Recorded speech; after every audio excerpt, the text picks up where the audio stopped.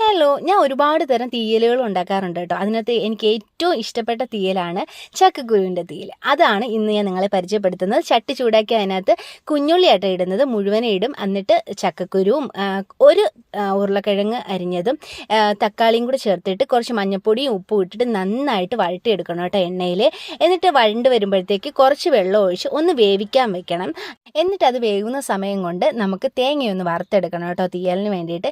തേങ്ങ നന്നായിട്ട് വറുത്ത് നല്ല ബ്രൗൺ ആയിട്ട് വരുമ്പോഴത്തേക്ക് അതിനകത്ത് കുറച്ച് പുളിയും 2 അല്ലി വെളുത്തുള്ളിയും മുളക് പൊടിയും മല്ലിപ്പൊടിയും മഞ്ഞൾപ്പൊടിയും കൂടെ ചേർത്ത് നന്നായിട്ട് ചൂടാക്കി എടുക്കണം കേട്ടോ. എന്നിട്ട് ഇത് മിക്സിനകത്തോട്ടിട്ട് നല്ല പേസ്റ്റ് പരുവത്തിൽ അരച്ചിട്ട് നമ്മുടെ ഈ വേവിച്ച് വെച്ചിരിക്കുന്ന കൂട്ടിലോട്ട് ചേർത്ത് ആവശ്യത്തിന് വെള്ളവും കൂടെ ഒഴിച്ച് നല്ലതുപോലെ തിളപ്പിച്ച് വേവിച്ചെടുക്കണം കേട്ടോ. കാരണം അരപ്പ് നല്ലതുപോലെ വേവണം.